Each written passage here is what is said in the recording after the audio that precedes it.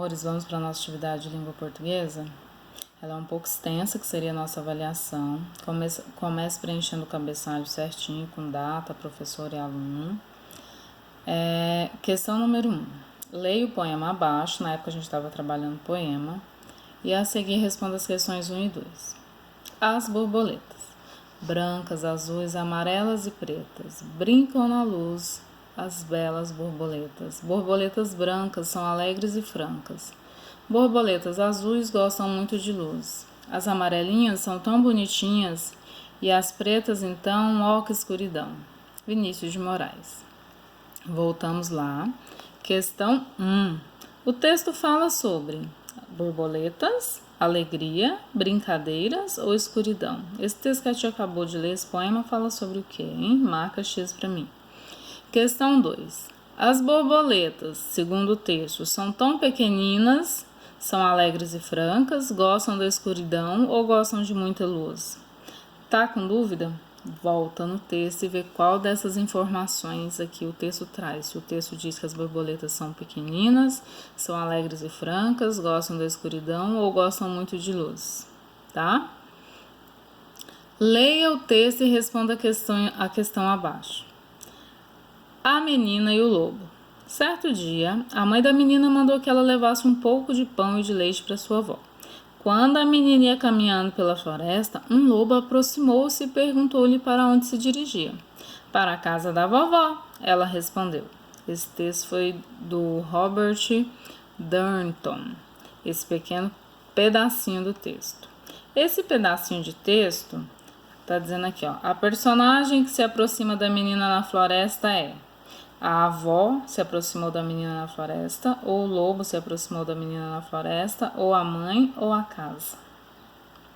Tá com dúvida? Volta no textinho e lê. Leia a tirinha abaixo e a seguir responda as questões 3 e 4. Então temos aqui, ó, um lobo correndo atrás de um porquinho, Cascão, outro porquinho. Você tem certeza de que não está na história errada? O porquinho perguntou para quem? Pro Cascão. Você tem certeza de que não está na história errada? Por que será, né? O Cascão é dessa história. Questão 4. A língua para fora, o suor respingando no rosto das personagens, né? Ó, tudo com a linguinha para fora. Demonstram que eles estão cansados, que eles estão famintos, que eles estão com sono ou que eles estão com sede. Questão 5. O ponto de interrogação presente na fala de um dos porquinhos, ó. Você tem certeza de que não está na história errada? Ponto de interrogação. Esse ponto de interrogação sugere certeza na fala do porquinho, ou sugere uma dúvida, que ele está com a dúvida, ou sugere admiração, ou sugere que ele está dando uma ordem, igual a tia faz. Vamos para o banheiro. É uma ordem.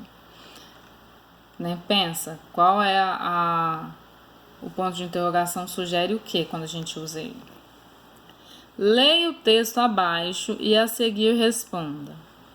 Cantiga. Que bela Isabela, o sol todo dia acorda com ela. A lua toda noite vai dormir com ela. Que bela Isabela, quando ela fala, cantam os passarinhos. Quando ela cala, voltam para os ninhos.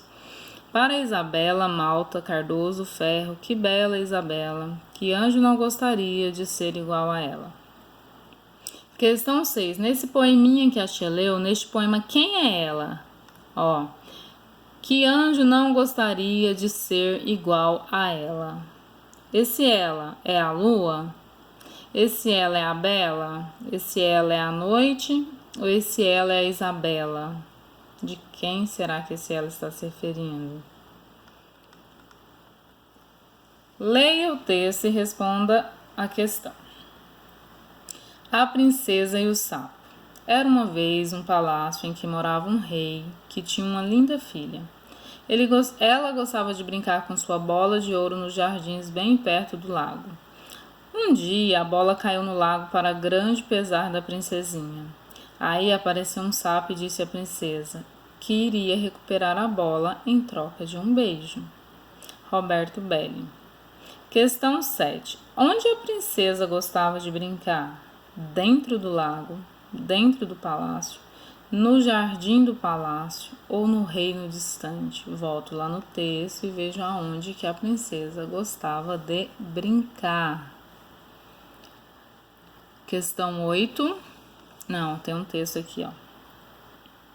Leia os textos abaixo e a seguir responda as questões 8 e 9. Texto 1. Eu vou ler 2 textos para responder essas questões e vou pensar. Texto 1. Aves em perigo. Ainda que sejam inúmeras, as aves da Mata Atlântica também correm perigo. Sem as árvores, elas não podem sobreviver. Há mais de 80 espécies de aves nativas dessa floresta em risco de extinção. Entre elas estão o tucano de bico vermelho, o beija-flor de orelha azul e a jacutininga. Revista Recreio São Paulo, em abril. Texto 2. Aves sem abrigo. Muitas vidas correm perigo, aves sem abrigo tentam sobreviver na destruição, ameaçadas de extinção. Revista Recreio São Paulo, abril. Faltou um L aqui.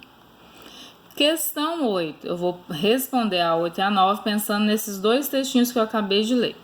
Sobre os 2 textos acima, podemos afirmar que somente o primeiro texto fala sobre a extinção das aves? Somente o texto 2 fala sobre a extinção das aves? Os 2 textos falam sobre a extinção das aves? Ou os 2 textos falam sobre a vida das aves? Esses 2 textos. Vou pensar. Se só um está falando sobre extinção, sobre as aves correr perigo de ser extinta, se só o 2 fala sobre isso, se os 2 textos falam sobre a mesma coisa que a extinção das aves, ou não, os 2 textos falam sobre a vida das aves. Questão 9. Na expressão elas